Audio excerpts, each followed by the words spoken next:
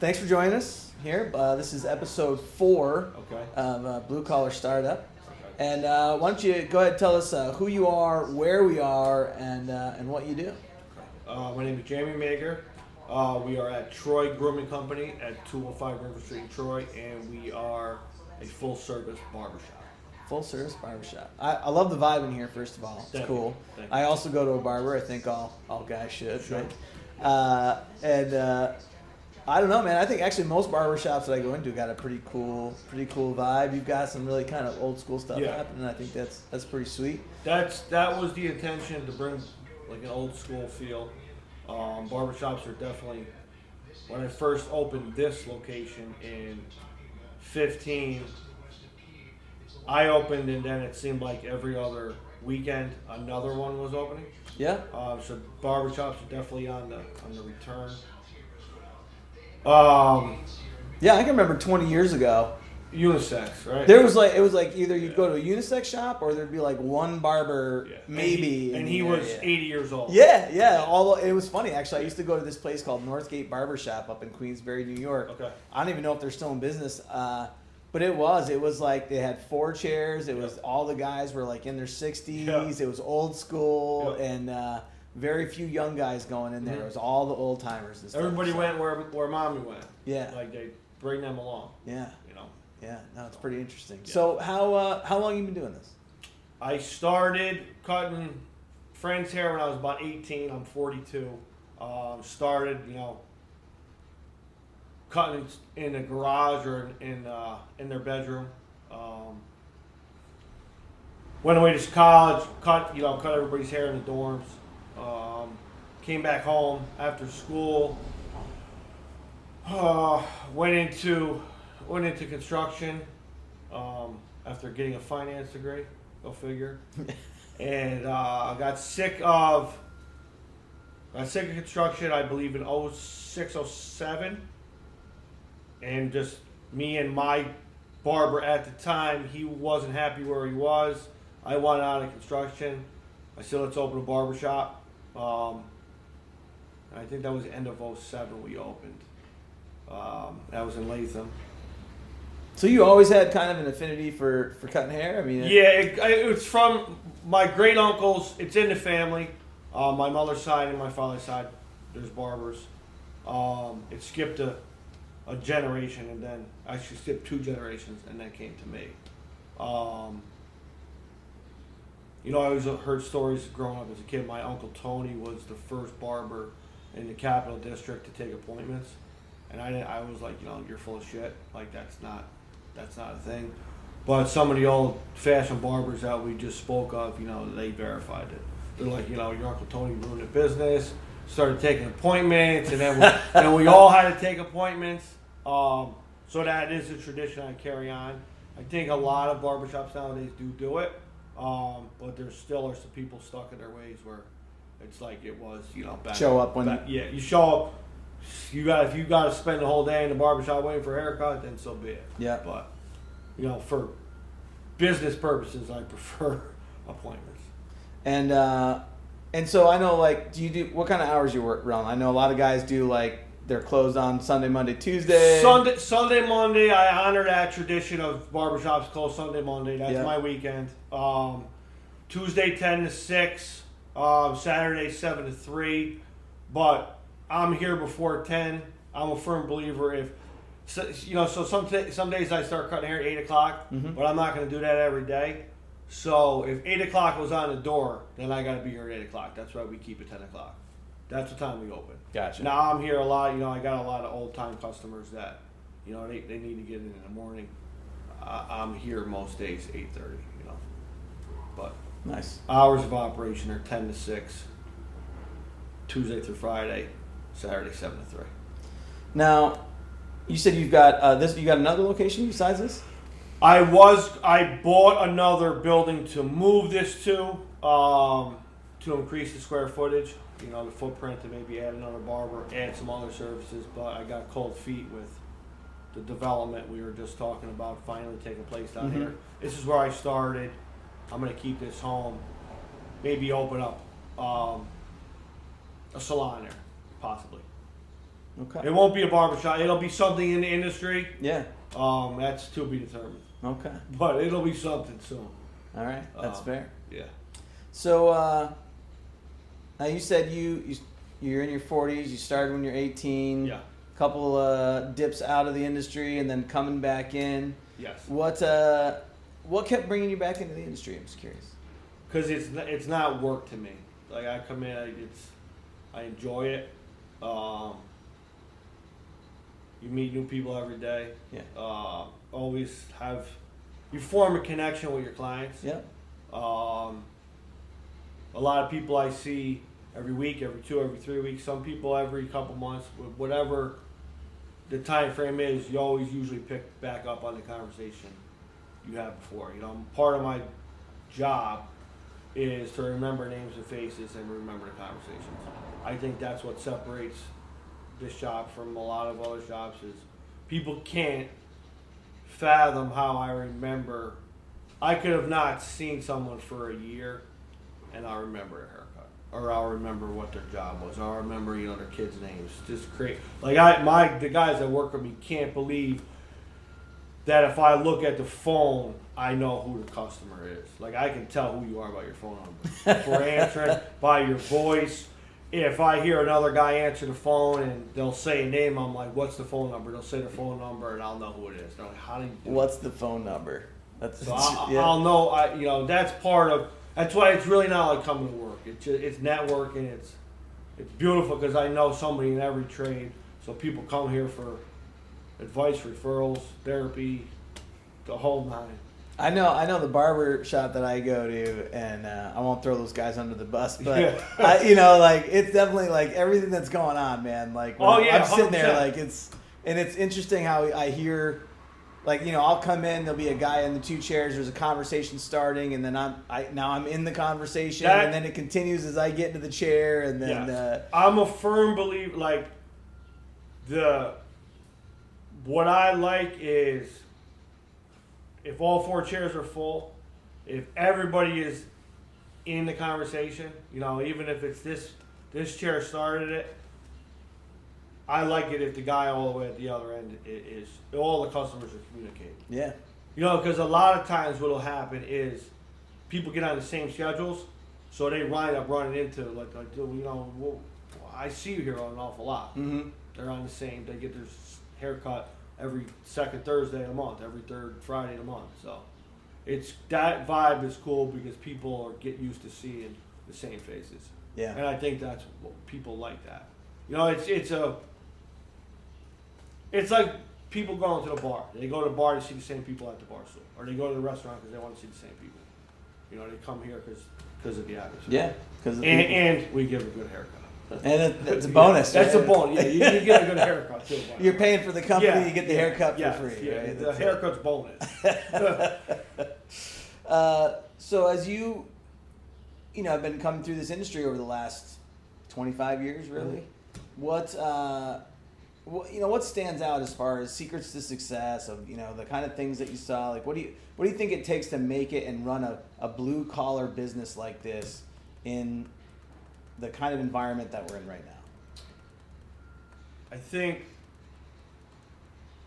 most important. I mean, I guess this should go for all service industry, all small business, really, all blue collar. But what I preach to my guys in the barbershop is, like I stated, names, phone numbers, haircuts. Remember something about the person so you have that connection. Be here. You can only be as busy as you're here. So if your hours are 10 to 6, you're here 10 to 6. Consistency. I joke around and say, the customer is always right. Doesn't apply here, but because you come here for a certain thing, always provide that same service. They come here because we're the barbers. We're the experts on it. Always be open to their suggestions, but know your trade, know the business, so you can pass that knowledge on to the customer. A barber, any barber that everybody that's ever worked here, I've taken on as apprentice. I I've got them to the master barber level. Some I've helped them open their own shops. Some of them have left the industry altogether. Currently, we're in the rebuilding phase. You know, I got 2 other apprentices here now. Next week, another master barber starts. And what I tell them all is I like people all to learn hair the way I learned how to cut hair, so we all do it the same. Just in case I can't get you in, you're not, and you need a haircut, you're not afraid, or I'm not afraid to put you in another chair. There's no such thing as a perfect haircut. There's no such thing as the best barber, because if you're a barber and you're not learning something new each day, you're not a barber. Like, nobody's hair is the same. You know, you always have a different head in the chair. And even if it's the same customer, unfortunately, as we get older, you know, our mine's getting a little thinner, man. hair changes, it's receding a little bit. So you can't use the same techniques you did 5 years ago. Yeah. People our age, like, shit changes, right? Yeah. So, like, when a big pet peeve of mine is this younger generation coming up with other industries, as well as barbering, they think they can learn a trade on YouTube. Like, I do not. If you told me you learned this shit on YouTube, don't use it in this barbershop. Like, granted, YouTube has its purposes, and I'm not saying that the YouTube video, you didn't learn something from it, but we don't, like, just freestyle on somebody's head because we watched a little YouTube or a TikTok video last night. Like, so no experimenting. Yeah, there's no, it's always an experiment. Like, you learn the way you become a good established seasoned barber is by being behind a chair. And yeah, you experiment, but it just, I don't know, maybe it's just because of my age, and I don't believe in I don't believe in learning it by watching YouTube. Learn it on the job, learning by watching me or another barber do it. I do it on the head, or you learn it by doing it on the head with your eyes. Like, everything with barbering is you gotta see the finished product and know how to get to the product. You know, you might take a different route on every single customer. I like to teach my guys, like, the basics, like the basic tools to use, how to use them, or what to use them for, how you use them. That's to each barber, you know, what they're comfortable doing with it. Okay. But the trade is always evolving. Like, their styles coming, like, mullets are cool again. Like, I don't think mullets. I thought about growing one out, man. My buddy's got a mean mullet right now. I'm like, I don't think mullets were ever cool, but they are right now. They are cool right now. Yeah. I was told by. It was actually a female customer yesterday. She's a professor at Emma Willard. She said, "Have you heard the new trend?" And I'm like, Julie, the trend changes like every month. Like, these social media, like, has the barber industry ever evolving? I'm like, what are you hearing? She goes, perms are back. And I'm like, perms again with mullets were never cool. But fortunately for the barber industry, I can't do a perm. Right? That's a cosmetology license. So if a guy or a woman comes in and says, I'd like a permanent today, sorry, pal. Can't do it. We ain't doing it. But you can cut a mean mullet. I've given in to performing a mullet service. Yeah. Performing a mullet service. I was very hesitant. I've talked some people out of it, but then they pull up the phone and they're like, dude, look at this mullet. And I'm like, yeah, that looks like shit, but it's a mullet. But they're like, oh, my girlfriend wants me to get it. And if somebody's got a girlfriend that's willing to co-sign the mullet, then I got to get to do the mullet. So you got to do it. As much as I don't want to. You might be helping the guy out, you know. We have done our fair share of mullets. Fair share of mullets. Yeah. But do not want to be known as the mullet guys. No. All right. No. That's fair. No, it is not. Nor will ever be on. It's not on the board. On the board. All right. No. How about through the years, what do you owning a business again is never easy in any industry. What do you think throughout the years? What do you think your biggest challenge is that you've confronted in your business, and tell us maybe how you got past it or over it or through it, or maybe you're still chipping away at it. Who knows? So like I shared with you, 07 I opened my first shop. 012 I fell on some hardship. I am a recovering alcoholic. Okay.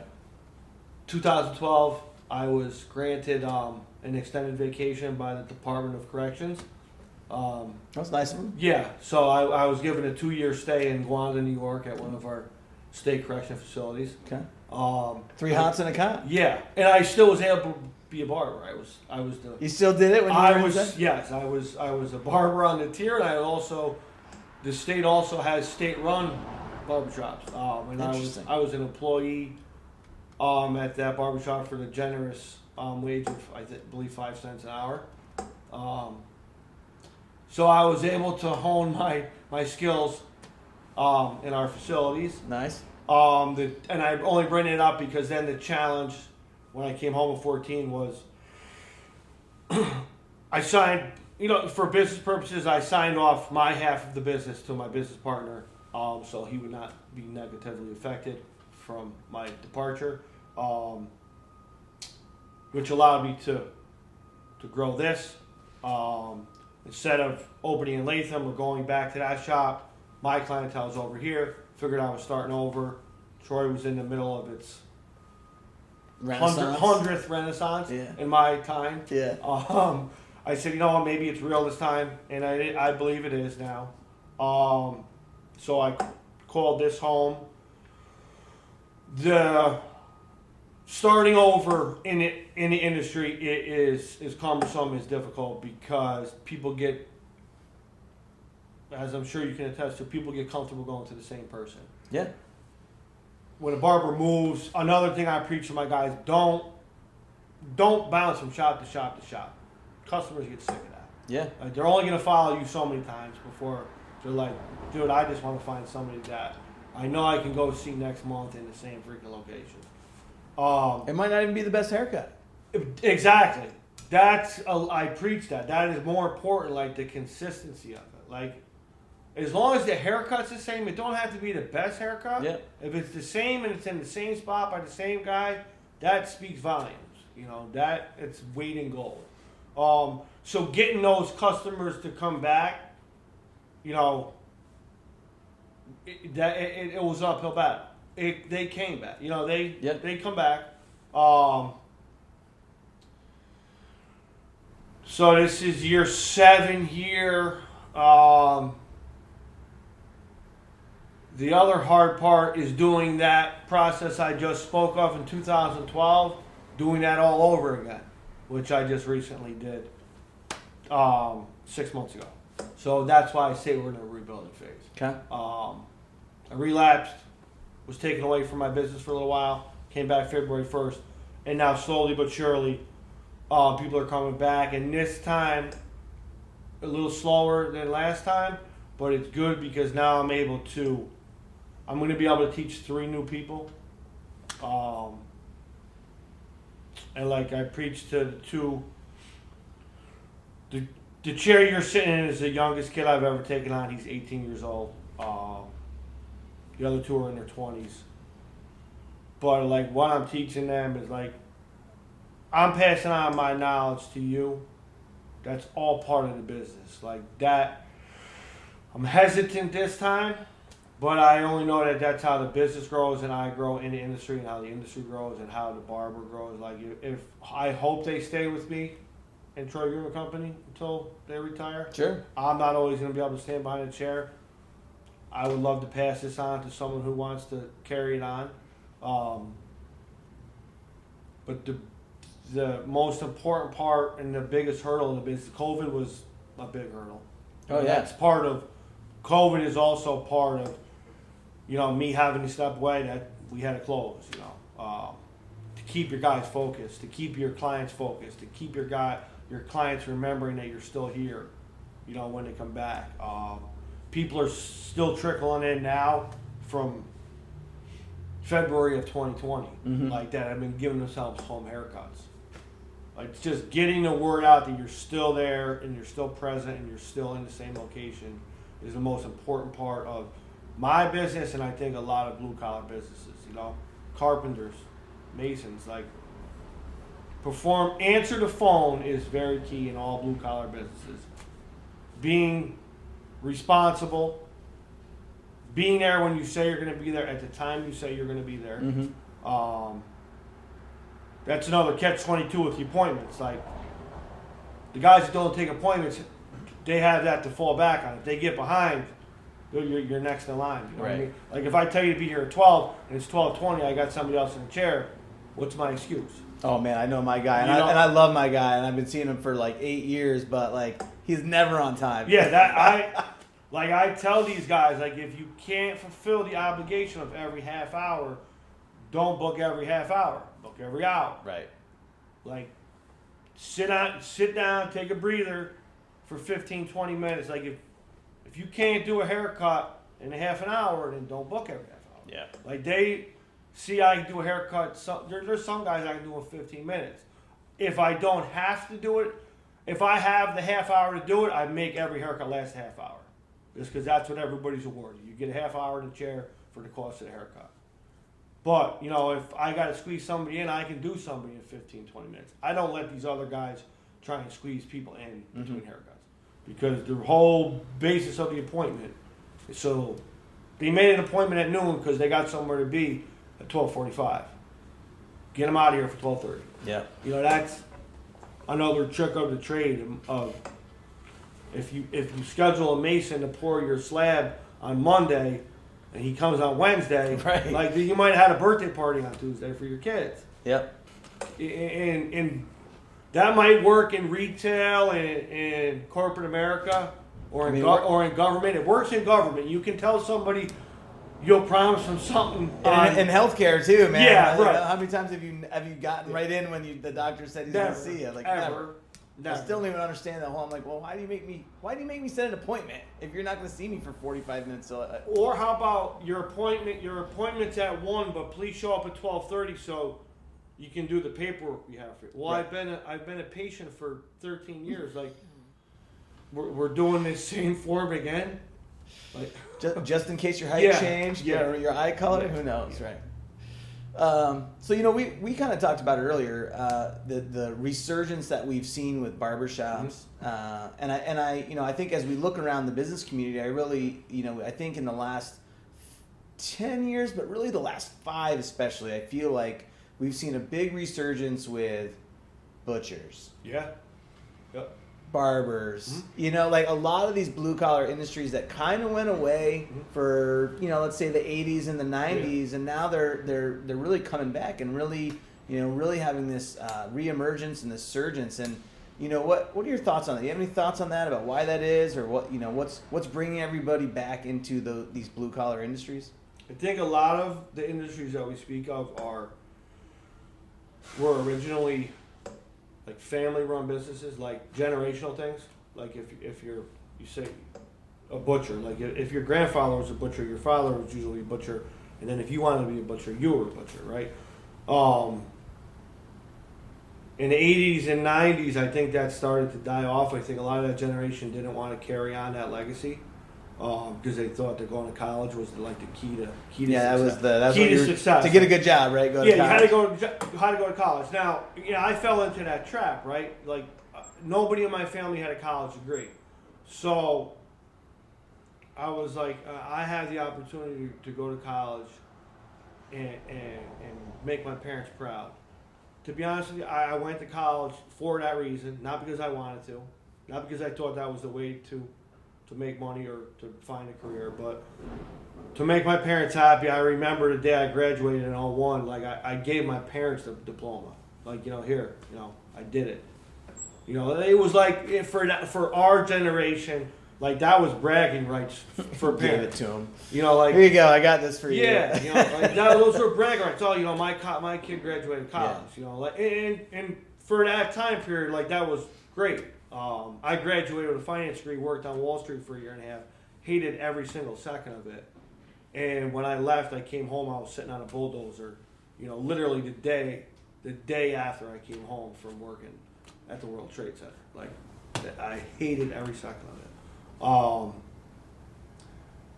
The reason I believe it's coming back is I think people are finally starting to realize college is not for everyone. If everyone goes to college, there's nobody to fill these positions that the world needs to go around, right? Like, yeah, the world can't function without these people. Yeah, like these jobs have to be filled in. If everybody goes to college, everybody's competing for the same job. We don't need that many of that job. We need the hands-on people. And the trades like a plumber, an electrician, a butcher, a barber, they're making the hourly wage nowadays that the job I could have been seeking after in the 90s was making back then. Yeah. Like, if everybody's competing for that business administration degree job, like, those guys are $15 an hour jobs now. Yeah, exactly.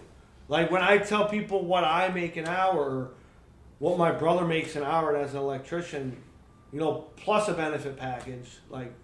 I had a conversation with a guy the other day. He's bragging about his dad, or about his kid, telling me about how his kid went to college. Mm-hmm. He's a programmer. He's like, oh, yeah, he's making like $90 an hour. And I was just like, so is my buddy who's an electrician. Yeah. You know, and he like, yeah. I don't, you know, like, and cool. And he's making that $90 an hour. And then when he gets out of work at 4, he's going and doing a side job for $200 an hour. Right. And the programmer's working a 9 to 5, and he's at the beck and call of whomever he works for. Yeah, it's an interesting, interesting shift in dynamic. I think that the mom and pops are coming back, and I'm hoping that, you know, these next generations to come do carry on the businesses that their parents or their uncles or aunts or grandparents, you know, built from. Like, my family was in the restaurant industry. You know, my great grandparents come from Italy, and they opened up like a little corner store deli. And then my grandmother, she opened up, her and her husband opened up their corner store deli, and then they opened up a diner. And then my mother and aunt, they opened up restaurants and delis and so on and so forth. And my brother and my mother went into the business together until it just became, you know, you're working 80 hours a week for $5 an hour. Like, it's... Yeah. It has to be a labor of love. And, you know, my mother's up there in age. She couldn't do it anymore. The people that have her work ethic that we were raised on, sadly enough, they're few and far between now. Yeah. Because everybody is gravitating towards that college work ethic. Like, well, if I get A's, then I'm guaranteed a good job. And which you're not. Which you're not. So we're going to take a quick break. Yeah. And then with a word from our sponsor, we'll come right back. Perfect. This episode of Blue Collar Startup is brought to you by Daigle Cleaning Systems and Daigle Franchises. Launch your blue collar startup with a proven system like Daigle Cleaning Systems. This episode also brought to you by Spa City Digital. Take your blue collar business to the next level with Spa City Digital, marketing made easier. And of course, a special thanks to our guest today, Jamie Magur from Troy Grooming Company. And now back to the interview. All right, so we're back. So I know you, right before the break, you were talking about work ethic. Mm-hmm. And I think that's something really, really important these days, because I know, you know, on the past couple of podcasts, I've, you know, talking with Derek Foster and talking about with Devin Kamengay, and I think that work ethic is something that we touched on it, but not enough. Mm-hmm. So what do you think the importance of work ethic is now, especially in the blue collar arena? I mean, what are your thoughts? With a strong work, that's the key to your future in any career, and in your future. Because if you have a work ethic on the job, it usually carries over into your personal life. With a strong work ethic, you don't tend to expect someone else to pick up the slack.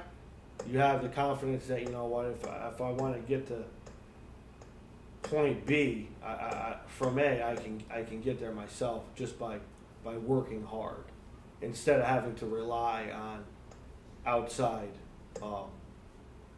people or instances or help.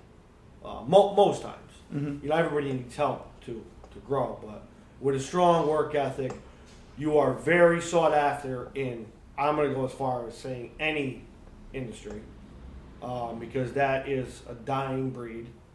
I think a lot of the younger generations just want that comfortable job, like the 9 to 5, not to be expected of much. Like, to work here, like we open at 10, but that doesn't mean you come at 5 off. Mm-hmm. Like, you come an hour or at minimum a half hour before. Set up your station, set up the towels, make sure the place is clean, check your books, check the answer machine. Like, this is just because I signed the lease and I pay the bills. This is everybody's.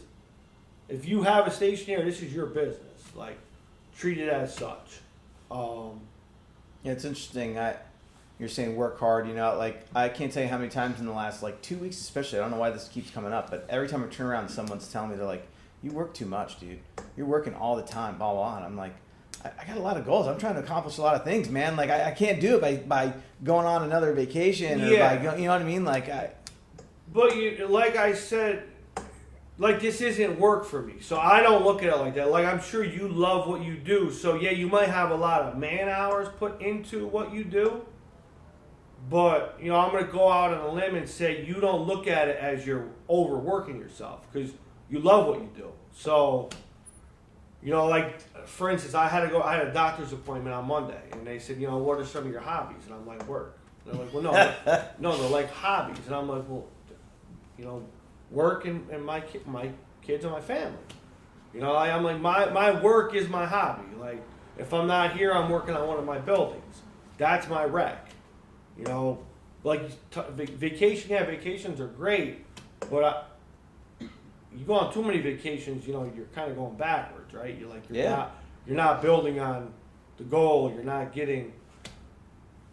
A vacation is a goal. Like, we all want to go on vacation once a year, but a lot of times when I'm on vacation, because of my work ethic, I feel like I'm missing out or I'm leaving something behind. Yeah. Well, I know I always get the vacation hangover too. So 4 days, I'm done. Listen, I come back from vacation, and work is just a complete shit show because nothing got done for 7 days. That's the worst, man. Yeah. And I know that for me, I've got 4 kids, so going on vacation is not a vacation because I'm basically I'm just waiting hand and foot on my kids for 7 straight days and taking them to the beach and taking them to this and surfing or wherever we're doing, whatever we're doing, wherever we're going. But yeah, it's a million times more stressful than standing behind that camera or computer or behind one of these chairs. Yeah. That's not a vacation. No, I'm with This is a vacation from my vacation. This is nice, actually. I like sitting, doing these podcasts. It's kind of like a vacation. You just get to hang out and learn about people. Shit, yeah. And shoot the shit, right? Yeah. So let's talk about day-to-day routines for you. You got any, I keep asking, I'm waiting for someone to come out with something crazy, but you got any weird morning routines? You drinking any of that batshit coffee or doing any of that stuff, or just? I do drink coffee. Does not come out of a bat's ass. It comes out of a Breville espresso maker. All right. I wake up, depending if the kids are with me or not. I'm usually up at between 6 and 7. The day starts with a prayer. Then it starts with making my bed. Then it starts with espresso. And then getting the kids up. And that's a battle. And then it's just going over my schedule for the day. I'm starting to get the hang of using the telephone to make a schedule, to have alerts. Now you said you get up, make your bed. Is that you do that that's the one thing you do every day because it's the one before I leave the bedroom. What general was it? It's a book. It was the 10 rules or whatever. It's called Make Your Bed. Yeah. It sits on my coffee table. Oh, no kidding. Yeah. Nice. Yeah. I guess the premise of that is if you make it's such an easy task. If you make your bed, at least you got one thing done for the day. Yeah. And it's supposed to carry on to the next thing. Yeah, it kind of gets you in that habit, right? That goal setting and achieving habit. There's nothing worse than walking past a room and seeing a messy bed. A messy bed kind of sucks. It does. And you know, unless you're in it. Rewinding to my state vacation, like that was something you had to do. Like you were supposed to be able to bounce a quarter off that thing. Mm-hmm. So it's something that stuck with me. Like a messy bed is not good in any circumstance, unless you're in it. Unless you're in it. Then messy beds are fun. Like if you bring somebody home and, and your bed's messy, like it's bad first impression. Yeah. Right? So, you know, kind of circling back around, you know, as far as the crazy routines or any of that stuff and schedules, and you do any kind of planning, goal setting, anything like that, you know, throughout the year for your business, or is it more just I know where I'm trying to go, I'm just going to keep chipping away at it? Here my goal is, you know, like when I rewind to 15, here my goal was to get all 4 chairs full and everybody able to book every half hour on the hour if they wanted to. You know, like to have enough people walking through the door so that everybody was able to have a nice living, enjoy what they do, and build a future for themselves. That stays true for inside these walls. You know, like I said, we're rebuilding. My goal is to all 4 of us have our clientele that we're comfortable with, everybody make a good, honest living, to achieve whatever his or her goals are. My other hobby / business is real estate and renovating homes. I set a goal for myself where I wanted to buy a building a year until I had 10 buildings, X amount of units. That also started in 2015, and I think at one point I had exceeded that pace. I was up to 7 buildings. I most recently sold 2, and I've shrunk my radius of where I want to perform. One of my goals right now, moving forward, is I live downtown, and my goal is to occupy a large portion of that block and to build it into a neighborhood again. A neighborhood where my kids, you know, I feel safe with them running around the streets like I did when I was a kid down here. You know, a few years ago, when I first got into this said neighborhood, it wasn't the most sought after neighborhood. After doing 4 houses in that neighborhood, I own 2 of them. I'm sorry, 5 houses on the block. I currently still own 2 of them. The other 3 I sold to owner occupants. That's key part of building the neighborhood, mm-hmm. where, you know, people have a vested interest in the neighborhood. And then a block over is essentially I want to focus on two square blocks of the neighborhood I live in. Same pace, I think. I'm pretty sure I'll outpace that goal like I did mm-hmm. previously.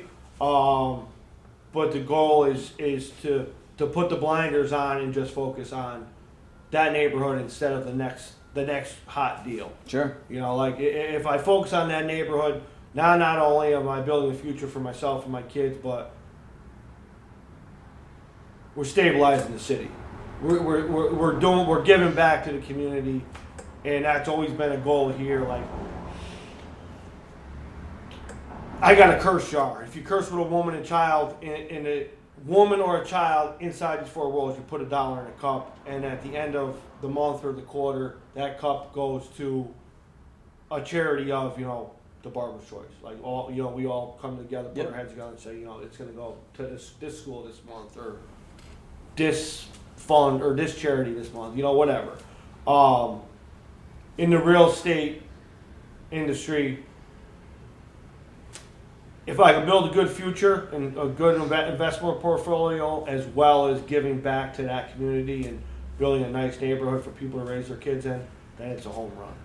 You know, then it's fulfillment. It can't just be about the bottom line. Yeah. Bottom line's important, or else you can't. Yeah, you got to make money, otherwise you can't keep doing it. Right. Can't stay in business, but it can't be the sole focus. Usually, if that's the sole focus, a lot of times, if the business don't have a mission, the business doesn't really have a long lifespan. Sure. There's got to be a goal to that business. Okay. A mission statement, I guess, for lack of a better word. Yeah. You know. Yeah. No, it's a good word. So let me ask you this. So if you were going to give anyone, one piece of advice, you say like, hey, listen, if you're going to be successful in this industry or really any kind of blue collar industry, what would that piece of advice be? Probably threefold or three phases. Love what you do. Work hard at it. And if you do love it, then don't give up on it. Because eventually, if you work hard enough at it, everything will all come to fruition. Don't listen to the doubters, the naysayers. A lot of times when somebody says, "Oh, you're crazy for being a barber," or "You're crazy for being an electrician or a plumber or whatever butcher," it's because they wish that they could do that. If you work with if you're able to work with your hands in the blue collar industry, you pretty much you can write your own ticket.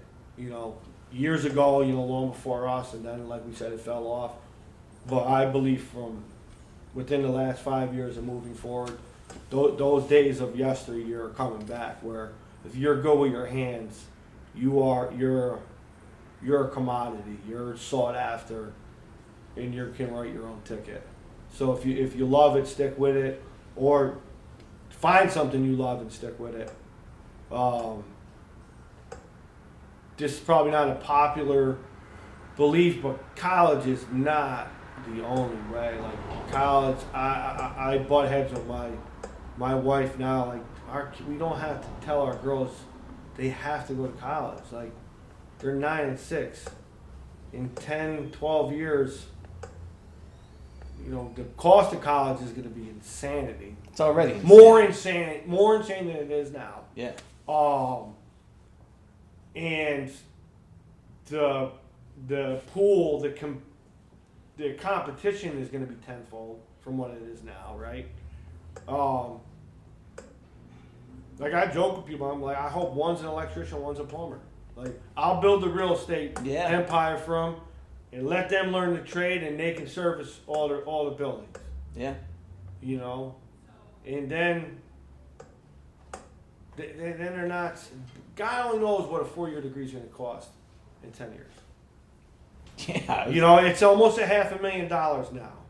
I got 4 kids that in the next 10 years are going to be going to college, so I believe me, I'm sitting there going, please go to trade school. God willing, please go to trade God school. willing that, it becomes, that's the avenue that it's pushed in schools. This doesn't only just, we're not the start or the end of this pushing blue collar. Like, I truly believe it should be pushed in both public and private school. Yeah. Like yes, it all starts at home, but if it's beat into the kids' heads a little bit in school, instead of, oh, you got to go to college, you got to get A's, you got to get A's. No, you don't have to get A's to be successful in life. I know a lot of people in this blue-collar industry that I have a friend, his father has a 4th grade education, and he is a beyond successful business person in the auto industry and in the real estate industry. And he literally has a 4th grade education from Armenia. So, good for him, man. There's plenty of people just in the Capital District that just graduated high school or didn't graduate high school who are on the board of trustees of our local banks. And nobody even stops for a minute and thinks about, like, Jesus, so-and-so didn't even graduate high school. Right. And he or she employs 500 people. Like, it's crazy. You know, there's people going to college, again, spending $500,000, like we just said, and they're relying on somebody else to sign their check. Yeah. And they wouldn't even know how to deal with signing 500 checks, let alone making sure the money that they signed is there so those said people can cash their check. Like, yeah, that's something to be. There's a lot to be said for that. You know, and hopefully that our kids gravitate towards that. So, so if people want to find you, where do they find you? How do they get a hold of you? How do they website, Facebook, Instagram, TikTok? Where do they go? We do not currently have TikTok. We do have Facebook. We do have Instagram, which are Troy Grooming Co. I don't think there's a .com after that. At Troy Grooming Co. At Troy Grooming Co. and just Troy Grooming Co. on Facebook. Being tech illiterate, I fell prone to letting my website domain expire. So do not go to Troy Grooming Co. for the website. It is TroyBarbershop.com is the new website. Go to our Google page for our hours of operation. Google My Business. For our phone number. Can you book right through your Google My Business? I do not believe in that. I believe in you got to call and talk to someone. All right. There will never be a Booksy app, a Cut app, a Google app. There will always be a little black book on the desk with people's names and phone numbers. It's another just part of the personal boldness, if that's a word. Of the It is now. I just made it. That's how you get to remember names and phone numbers and haircuts. So, Perfect. yeah, website, phone number, social media. No TikTok as of yet, but if we do get TikTok, I'll put it. We'll put it up there. Yeah, we'll put it up there for you to get us. All right, man. Well, thanks again. I really do appreciate the time. I appreciate you Appreciate sitting down with us. So, Thanks, pal. all right. It's nice meeting you. You too. Thank you.